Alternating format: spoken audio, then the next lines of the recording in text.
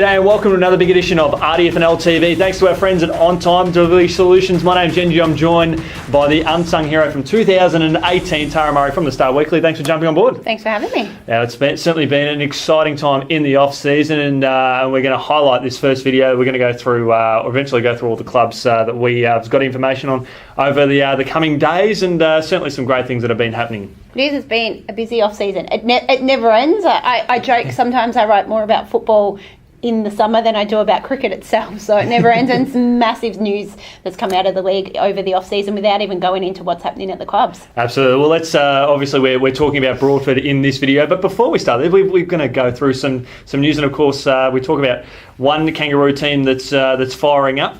Let's talk about another Kangaroo team that has departed the RDFNL in the off-season. They have. The Sunbury Kangaroos have decided to head over to EDFL, so only their senior club, their junior club is still staying at the RDFNL at this point. So you look at that, the club members voted in favour. I think it was 96-3 in favour of the move, and then it got approved by the RDFL board. They decided, yep, let's let them go. That's what they decision. So yeah, Kangaroos are on the move. It's their second club in not many years, obviously losing Kilmore a few years ago. I think disappointing from a league perspective, but I think there's been a lot of talk about a number of years for the Kangaroos going to be on the move. Yeah, sort of highlighted particularly with the as you know very well, the female footy moving on into the EDFL, the senior women's team, which you're obviously involved with. Certainly a good move for that club. Obviously a heartbreak for the RDFNL, but I guess the upside is the junior football netball club has committed to stay on for 2019, which is fantastic, and obviously keeps those rivalries alive with some of the local clubs too. It is, and they had a number of teams in grand finals, the junior side of the club, I think across both netball and football. So they had a massive year there, so it's good for the competition to keep those sides still in, and the young talent within the RDFNL. Yeah, so hopefully we see the benefits of both the senior club and the junior club going forward in their respective competitions, and of course some other news that sort of filtered through this week, which I'll give you the pleasure of just breaking, I think. So obviously, well, not quite breaking, but a lot of people would have seen it on social media. We've got one staff member returning to AFL Goldfields and yourself leaving. Yes. So a big welcome back to Kim Bailey, who'll be taking on the netball manager's role for 2019, which is fantastic, and yours truly looking for a few other challenges sort of coming ahead. So with some family things sort of coming up in the pipelines.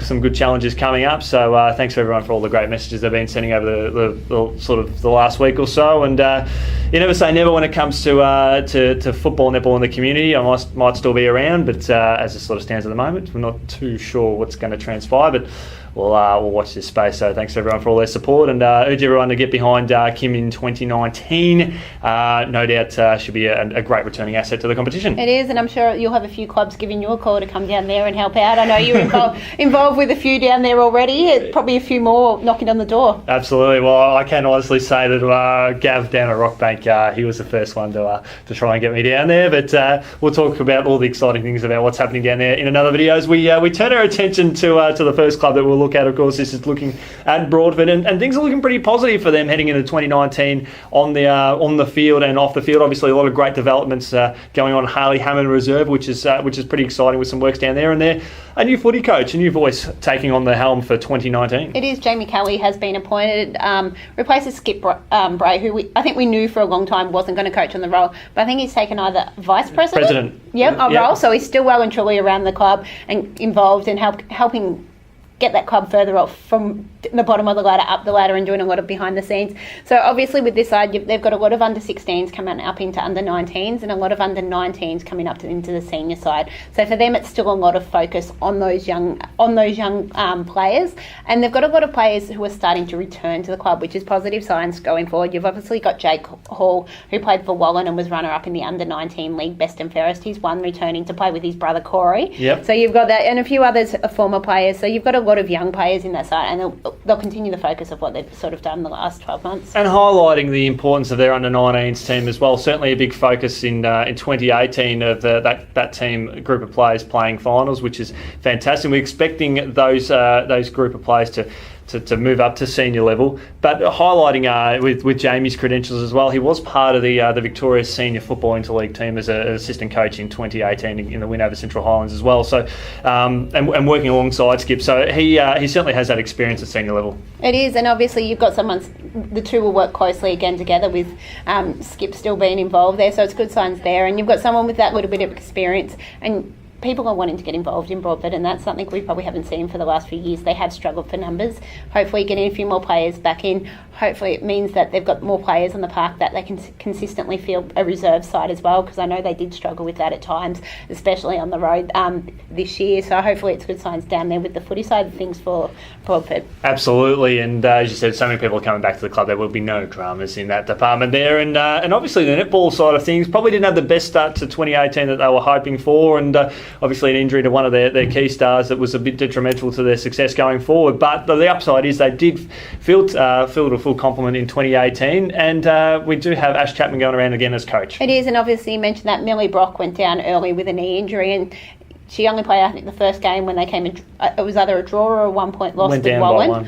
Yeah, so it was a pretty close round one, and they sort of struggled after that, but they were able to field a side every single week. Well, considering they didn't have an A-grade side the year before, that's really good for them. You mentioned Ash Chapman's back on board, so he's coaching the 19s, B grade and A grade. They're still going to announce their C grades coach in the next few weeks, and you've got a couple of players in, Naomi Slade and Beck Hunter, coming on as the netball coordinators.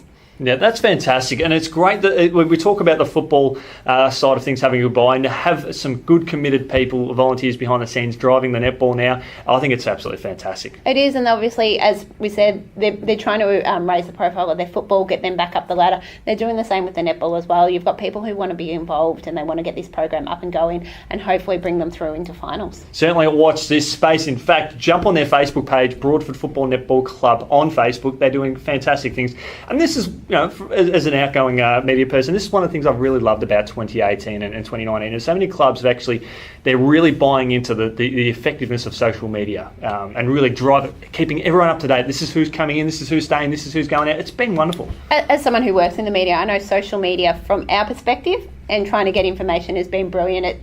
Everything's out there. It does mean a little bit that some clubs, instead of telling us who all their signings are, will want to promote them on their Facebook pages, but it's getting the info out there, and it's doing the right thing that people know what's happening at the clubs, and you know more than ever what's going on. Exactly, and hats off to Broadford, because of all the clubs in the RDFNL. They were one of the first to sort of get the info out to the public straight away. Obviously, they were doing a lot of preparation in the back end of 2018 to prepare for 2019. They're set. It's looking really good for them in 2019. It is, and hopefully, we see them both in netball and football rise up the ladder. Absolutely. Well, this has been the Broadford off-season pump up so far, and obviously breaking the news. The Sunbury Kangaroos I shouldn't say breaking, but Sunbury Kangaroos have departed the RDFNL in 2019 at senior level, and with Kim Bailey returning as the netball coordinator, and yours truly settling off into the sunset. Tara, thanks so much for joining us, and wish all the best to all the Broadford fans out there as they gear up for a big 2019. Thanks for having me.